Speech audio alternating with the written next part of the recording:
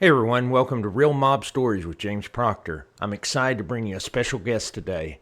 I had the opportunity to sit down with Frank Dimatteo, who I had interviewed previously with Lee Cole. Frank's a colorful gentleman with an interesting past. His father Ricky was very close to Joey Gallo and that whole Gallo crew, and although never made, was a tough guy on the streets. Frank started off doing odd jobs for his father as a teenager and met many of those old gangsters. Later on, both Ricky and Frank go over with Albert Kid Blast Gallo to the Genovese family, where he spent the better part of 2 decades as an associate. In the early 90s, Ricky and Frank parted ways with the Genovese due to Gentrificante's ban on dealing drugs, and several of the other families in Brooklyn wanted Ricky and Frank to join them. They decided to join the Brooklyn faction of the DeCavalcante family, and we're going to hear why and how that went down. Frank's retired from that life and has spent the better part of the past 15 years writing books about Cosa Nostra. I'll talk with Frank about how the DeCavalcante family got established and how they got two crews in New York, and the truth regarding the acting boss John D'Amato's getting rubbed out based on a nasty rumor. Frank actually was in the same crew as the gangster who pulled the trigger on John D'Amato's rub out. Please like and subscribe to Real Mob Stories with James Proctor and let me know your thoughts in the comments below. Without further delay, on to the interview. Welcome, everyone. I'm here with Frank Dimatteo, and I've had the pleasure to interview him before whenever I was with Lee, and so I wanted to bring Frank in and have him talk about his new book that'll be coming out, and also we're going to get into the DeCavalcante family. So, Frank, how are you doing today? I'm good, James. Thank you. So, Frank, I know that the last time we interviewed you, we had talked to you about a book called "The Cigar," and it was about Carmine Galante. And I read the book. I thought it was a great book, and so I believe that was your last book until now. And so you're going to be releasing Red Hook in November, correct? Yes, yes. It's coming. Yeah. Keniston is releasing it on November 26th. Okay. Can you let the viewers know about what the book is about and some of the highlights? Sure. It's called Red Hook Ground Zero, Brooklyn Mafia.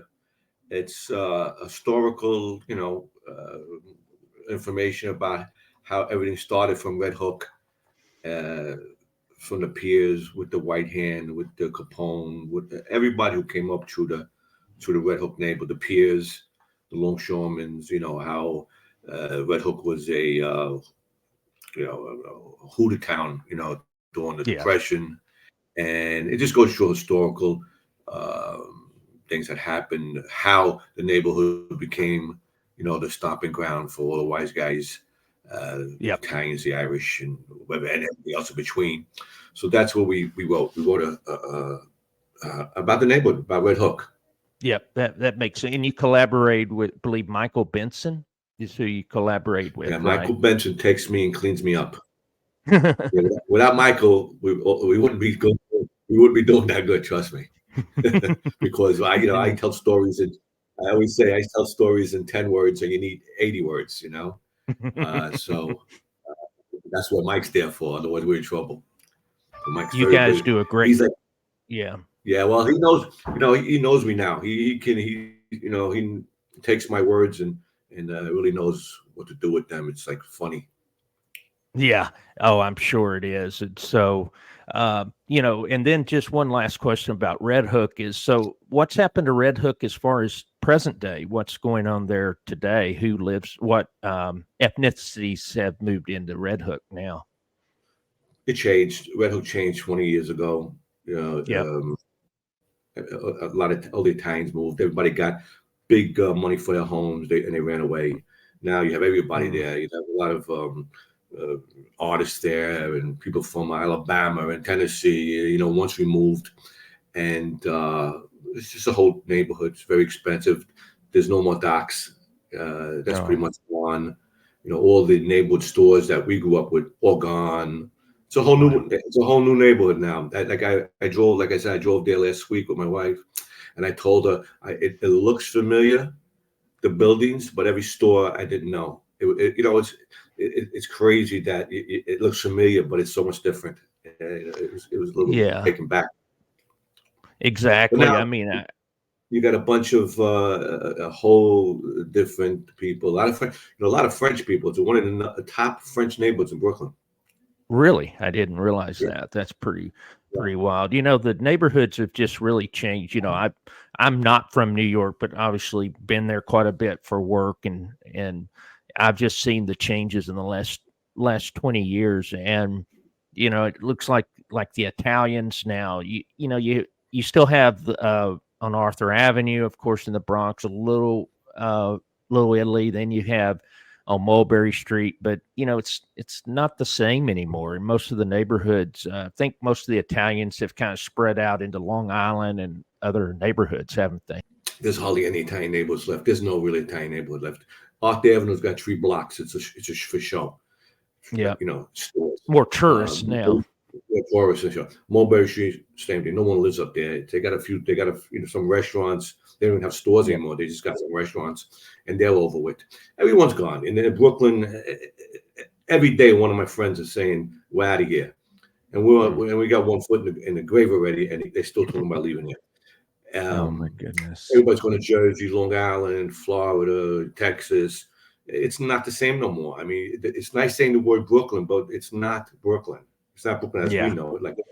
But it changed. Every change for my parents when they saw it in the 20s and 30s and 40s.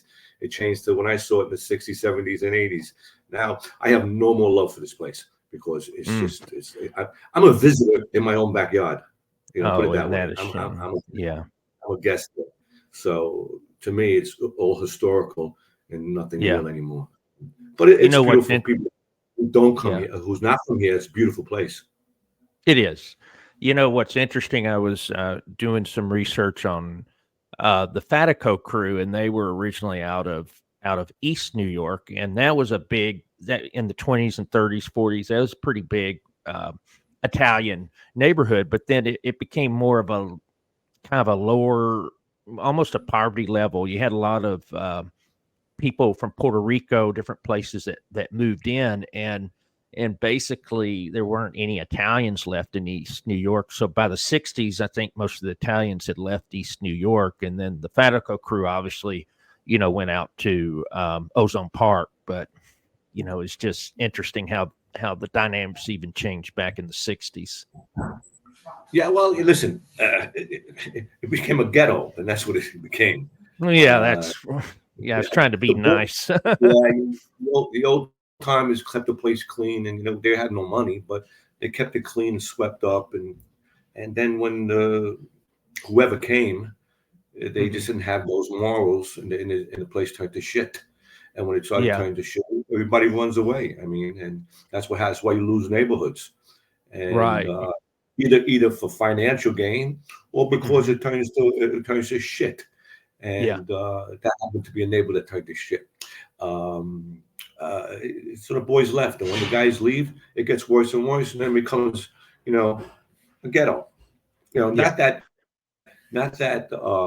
Red Hook, or they turned it together. But what happens is that everybody scored off there because it became valuable, and that's why they ran, because they thought the grass was greener in Staten Island and bigger lawns and Jersey and like that. So they ran. They cry now, but they run. They cry now. I yeah, see. I watch Facebook of it.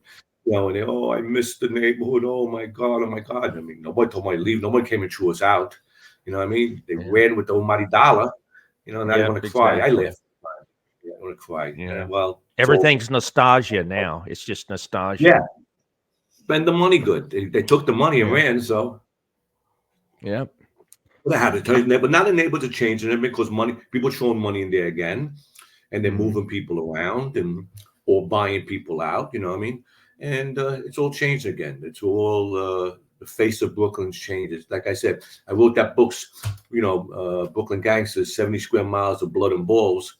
Yep. And that's what it is. It's 70 square miles of really crazy areas. And Mhm. they're all starting to change again. And Yeah. I don't know if I'll see it, but we're going to see a Brooklyn that's completely changed again. Yeah. I'm sure about it. And, it's kind of a place to to live. It's the end place, and so it's going to be very expensive, obviously, and Oh, continue to be. Um, oh, oh so yes, yes. you wrote a book. One of my favorite books that you wrote is the "Were We Really Cowboys?" Life After President Street. So that was that your third book that you wrote? Would you say, or which? Because I Um, know you had your original one that was more of yeah, it was talking about line the and base. Gallo crew. Mhm. It was Line in the Basement. Line in the Basement was my original book, Yep. and Ken picked it up. They changed the name to President Street Boys. It's the Yes. same book. They Right. just changed it up. Kennison took out the 132 pictures I had in it, and they put 10 pictures. That's why Hmm. the book changed a little bit. But Yeah. that would be my second book. Was Were We Really Cowboys?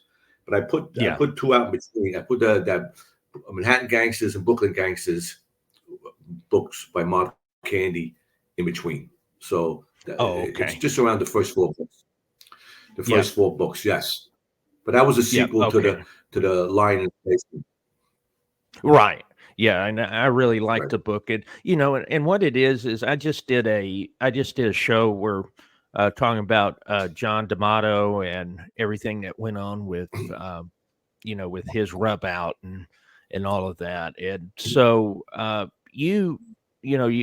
most people don't. Your father was really close to the Gallo crew, and then eventually, then you were involved as an associate, and then by the 90s, then things had changed. You had John Gotti got arrested. You started having the Colombo War, all that, but then the DeCavalcante family, they actually had two crews in New York, which I thought was fascinating. And so I guess before we get into kind of what you did with the family, could you let people know about the history of the family, and then how did they end up with the two crews in New York? 'Cause I believe Well, they had one in Brooklyn and one the, in Manhattan, right? yeah, well, the Cavalcante family is an old family. They were around, from the old days in Yep. Jersey. Uh, they were quiet on the other side of the bridge. I mean, a lot of people tell stories. They call them the farmers and shit like that. But these guys did more murders than you can imagine. So, that's all Hmm. bullshit. Somebody started that. I never heard them disrespected before we got involved. Even before we got involved with them, I never heard them being disrespected. So I don't know where they came up with that farmer shit. But Yeah. 'cause a lot of guys came out of Jersey there. They've been around a long time. I came in when Sammy the plumber was just stepping down. Uh, and listen, they're gangsters from New Jersey. It's just over a border. They ain't no different than here. Yeah. Um, they're big, and they always associated with New York. You know, Yep. especially with the Gambinos or the Genovese. So at what time and what they were doing or who they needed or who needed each other. Right. My father, Yeah. my father was friends with Jimmy Rotondo. Jimmy Rotondo Yes. was a captain in the Jersey family, Right. and but he was running the LIA, Longshoremen's Yes. Association in Brooklyn. Yeah, no, that makes sense, and part of it too was that what people didn't realize then. Can you explain what happened to Jimmy, and then how your father was there almost as a mentor for Anthony, the son? Can you maybe explain to the audience about what happened to Jimmy Rotondo, and then how his son Anthony got into that role? Okay, well, Jimmy was a capo in the Jersey family in Yep. Brooklyn, one of the delegates at the Longshore Association. Being downtown, we were mutual friends. My father got very close with Jimmy Rotondo. Went on many vacations together. We spent much time together. What happened was they wound up killing Jimmy, and we don't know for sure why. There was a couple of reasons. They were afraid he was getting very strong and moving up, and there was a lot of treachery in that crew, that family too. So and they wound up killing him in Yeah. front of his house. His son Anthony was in college. Yeah. He was coming out of college. So you got to protect your interests over here. So what they did was they strained out. They made his son Anthony. Now, Right. when they made his son Anthony, this kid was green. I mean, he wasn't involved with in the street running around. So there was a couple. The Brooklyn crew. There was a guy named Louis Teresi and Rudy Ferrani. Those were two Hmm. captains in Brooklyn, the Brooklyn crew. Uh, they got Anthony. So Yeah. Louis Teresi, we were friends with them all, and Rudy came over to my father and asked him, said, Ricky, because you're friends with his father, you're very close to his father, this kid, Anthony needs to be schooled, you need some help. So Yeah. they asked my father to school him. So what happened was, Anthony liked my father because he always respected my father because he was around his father. So when they told Anthony, stay with Ricky, uh, and that's what happened. And then they just hooked up together, and for the 7 years, we wound up being with Anthony. Yeah. My father wanted being like consigliere. I called him consigliere because every day went through my father with him as far as Anthony coming back Wow. in You Brooklyn. know, Anthony being college educated like that, I don't think that he was originally, he wasn't even supposed to be in the life. And then everything changed because his father gets clipped. And then, he's still got his rackets. He's still got he's got money on the street. He's got businesses. And so his son had to be the one to take it over. And so you had everyone around him, I'm sure, that was trying to get inside, get their piece of this thing. And so he was at a severe disadvantage. And so he needed your father to be able to survive that, you know? Definitely, yeah. He got thrown into the pot. He wasn't supposed to be doing this. His father had different plans for him. Uh, but life happens, and in this world you need to be protected, and they strain Yeah. out guys all the time, to protect their interest. They do that Yeah. all the time. It's common. They did it in the 50s too. They did it if you Right. if you made a lot of money. I always said that when a guy says, oh, he bought a button and he got paid Hmm. 50,000 without but on the station bullshit and stuff like that, they've Hmm. been doing that forever.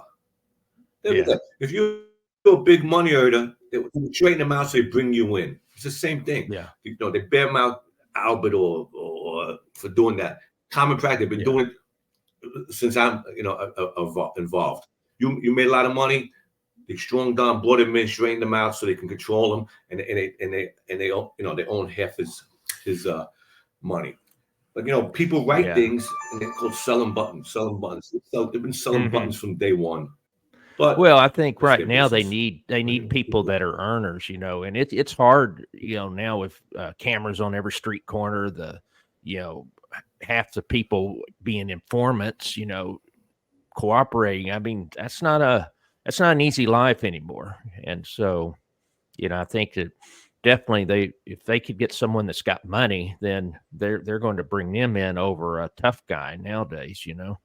Yeah, definitely got to earn money, and it's getting harder to earn because it's getting narrower and narrower. Yeah. The city and state, the Fed, they took away almost all the gambling. I mean, because they made Hmm. everything legitimized, and now with the pot, man, it's getting narrower and narrower. So you got to go legit somehow. So guys Yeah. who have money and want to be in this thing, 'cause they want to be in this thing, they'll pay up. You know what I mean? Yeah. And that's the route you got to go now to earn because it's getting harder and harder. Yeah. Yeah. Do you know the history of the Brooklyn, how that crew got started? I know obviously Jimmy Rotondo had it. Then you had, you know, was it? And I know in '64 or so, in the '60s, when Sam DeCavalcante he took over the family, then the commission actually acknowledged them as an actual family, you know. And so, do we know when that crew actually got started? And was it in the '70s or maybe the '60s? That crew that you were part of It in was, it was, it '60s. was 60s. It was Jimmy Tucker and Rudy and Louis Teresi. When Barone. the guys were all from Oh, Brooklyn, okay. there was so Hmm. there was so many guys from Brooklyn that when Jimmy was operating in Brooklyn, and now they get their fingers, dealing with the Colombos, dealing with the Gallos, dealing with they made a crew in Brooklyn. You know what I mean? So it was a normal thing to do. Jimmy, Louis Teresi, Rudy Ferrani, Mickey, I can't think his last name right now. He died of cancer. He was the Cappo in that family until he died. That crew. Anyway, they started because out of necessity. You know what I mean? The guys are from Brooklyn. They wound up getting straightened out in Jersey. They got their clothes in Brooklyn. They're earning in Brooklyn. They're moving with other crews, other families. That's why you got a crew in Brooklyn. Yeah, and it makes sense too, because one of the things that was interesting in the, from 57 to 76 or 75, 76, the books were closed. But one of the things they allowed Sam the plumber to do was actually to increase the membership of the DeCavalcante family. Basically, he doubled it to around 50 made guys, is my understanding. And so, people could go to the DeCavalcante family and actually get a button, and that was something that you wouldn't be able to do within the New York families for the most part during those days. And so my understanding is that there were about 20, 25 guys that got made in the 60s when the books were closed, because they gave permission to Sam the plumber. I wasn't sure if you'd heard about or any of that.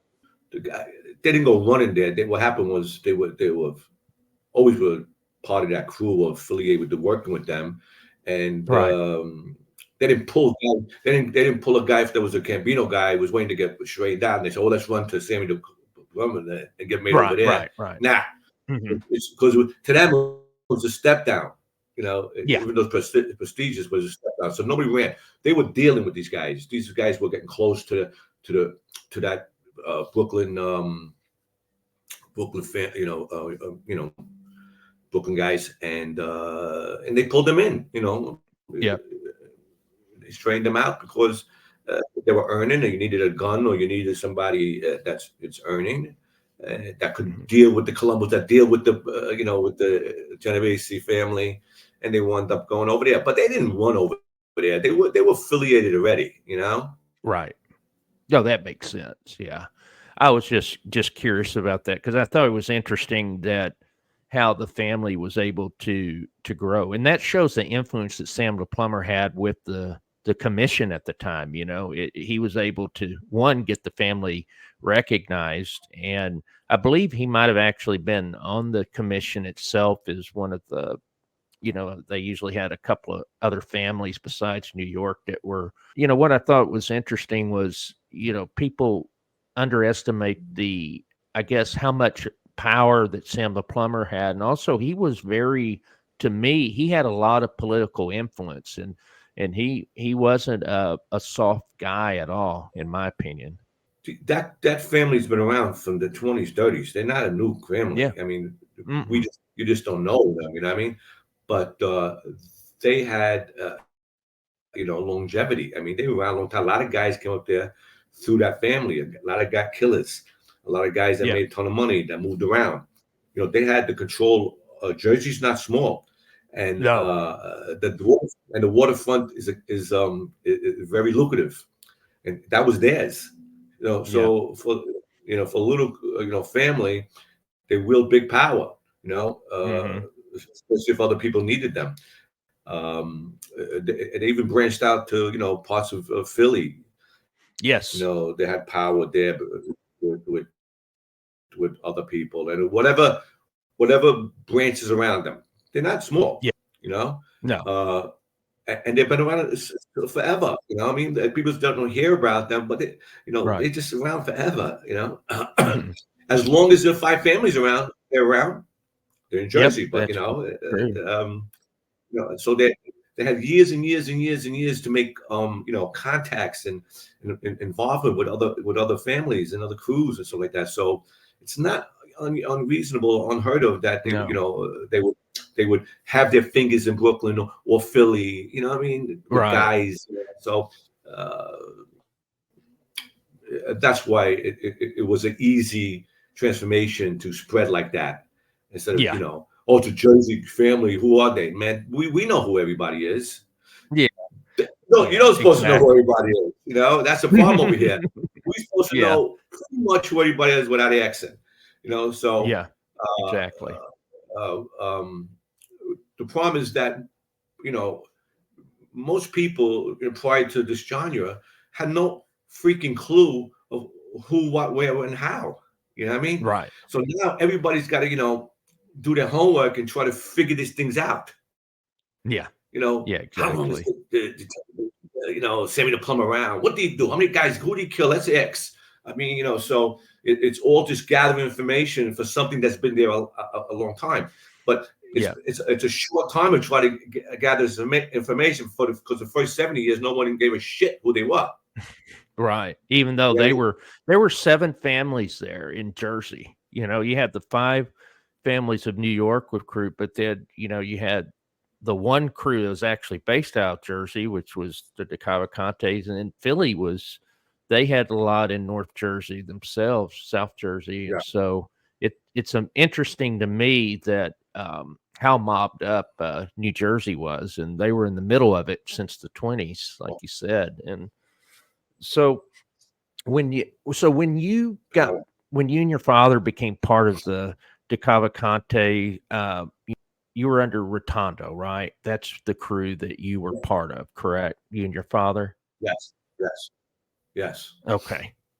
And what were Yeah. the dynamics? So what year did you go in? Was it do you remember what was it 90? I think it was 92, 93, according to the book, when you went at in. at So at, at the latest, I think it was at least it was early '90s. I don't yeah, remember. We're doing so much. It was yeah. early '90s that we got involved with Anthony. So what was happening with? So were you around when John D'Amato was the acting Can't boss? pinpoint it. Maybe my wife would know or somebody because they Yeah, so John D'Amato got clipped in January of '92 is what happened. That's when he got clipped, and so okay. you joined sometime after that, I believe. Right. Sometime after that, yeah. Sometime after Yeah. that, they strained out Anthony, or no. Mm. No, Anthony's with the Jersey crew when they wound up killing John. And Yeah. what happened over there is you know, this is what was told is that John had a beef with his girlfriend. They were beefing it. Anthony Cappo, Mhm. the girlfriend told him that John was swinging or whatever, stuff like that. And Yeah. the girlfriend went to Anthony Cappo. Anthony Cappo back and said, "We got to kill this guy because we don't want to be embarrassed. We don't give a fuck if it's true or not. They didn't want to be embarrassed." So Anthony Cappo wanted to kill him right away. And they start talking Yeah. about it. And they just killed him. Anthony and that crew that was over there already said that they didn't think he was that happened, but they didn't Right. care because they didn't need that kind of bullshit over their shoulder, especially for being Jersey. Everybody's got you know, some kind of disrespect for you in some way. Yeah. They said just kill him anyway because no one loves nobody over here. So Yeah. they just took his ass out fast, and they killed him fast. Yeah, and so my understanding was that as far as Anthony Rotondo goes, he wasn't someone that my understanding is once that happened that he was supposed to show up as far as the disposal of the body. My understanding is that they took him up to a guy named Phil the Undertaker up somewhere in New York, but that Rotondo didn't show up, and apparently he had the reputation that he didn't like to get his hands dirty. Was that true? No, I never heard of that. I never heard that Yeah, before. Um, yeah, they kept bumping him up, so I doubt if that was true. yeah. Yes, was he a grungy guy who wanted to chop people up? No, he wasn't. Right. Uh, did he do what he had to do? Yes, he did. Yeah. Uh, did he like it? No. But no, Anthony was well liked in this thing. So whoever says something now, I'd be, it'd be new to me because, it was well liked. I'm not saying he was well liked because he was a killer or he was one of that. Anthony was a very respectful guy. He Right. liked Anthony. He was respectful. We sit down, we could talk. He he did a lot of work with different crews. business wise. You know, if it was stocks, if it was bonds, if it was a score, if it was this, he moved on with everybody. You know what I mean? So it was well liked. Now stories come up, you know, they come up. You know, unless you're there and you saw it, you know, someone told you. I mean, I can tell you anything you want. I can tell you right now anything I want. I try not to. Yeah. You know, but Right. you can say anything here. You know, I mean, I can say anything here. Yeah. I try not to do that. Uh, Right. so I don't believe everything I hear. He did what he had to do. He got convicted. He was getting convicted on with being assistant to, you know, two bodies, two Right. killings. That's Exactly. why he got Yep. screwed. Being a Yep. driver or being there or being whatever. Um, Yeah. so I mean, he did what he had to do. You Yeah, and know, he's still alive, I so, I you know, mean, that's part of it too, yeah, he's yeah. still alive. He went Uh, in the program. You know, he did what he had to yeah, do. I mean, you know, with that Vinny Oceans and Anthony Cappo and all those guys flipping on him, it got you sit there holding the stick. I don't know. You know, what I mean, yeah. I don't know. It's hard to explain that. Alright, so Anthony Cappo, so, you know, he's someone that was obviously involved, he was part of the crew, and so what were your dealings with Anthony Cappo, and what did you think of him, and what did my understanding is I've heard that he was a partier, you know, that's kinda why I think that he might have been having an affair with John D'Amato's girl, and that he was spreading that rumor, and because they never asked the girl anything about it, they just took care of John D'Amato. But what did you think of Anthony Cappo? And did he have that reputation of being? I know he was definitely a killer. He was that, but was he a partier? Yeah, Nick Cappo was not a nice guy. Why? Yeah. We don't know. Very serious. Had a drug problem. Uh, Hmm. he was with Anthony's crew, and we didn't get along good. They wound up shifting back out to Jersey because we just couldn't get along. Yeah. So there's no love lost between everybody over there.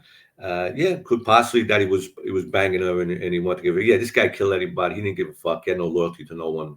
You know, then there's drugs involved. Your mind's never clear, and you're a bad guy in the first place. So, you know, many things could happen. Uh, so it's possible. You know, it was a hush hush. No one talked about it too much after they killed John. You know what I mean? Because we Right. don't talk about this stuff. It's not a big sit down conversation. Yeah.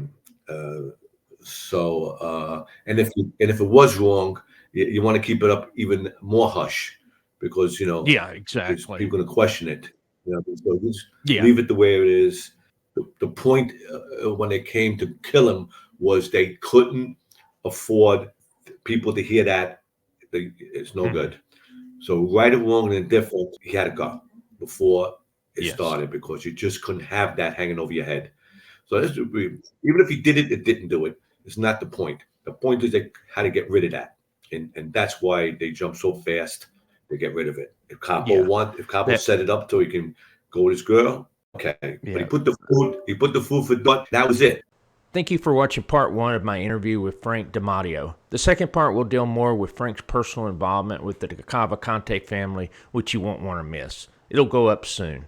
I hope you enjoyed the interview, and please let me know your thoughts and any questions you might have. Until next time, take care, stay safe, and God bless you always.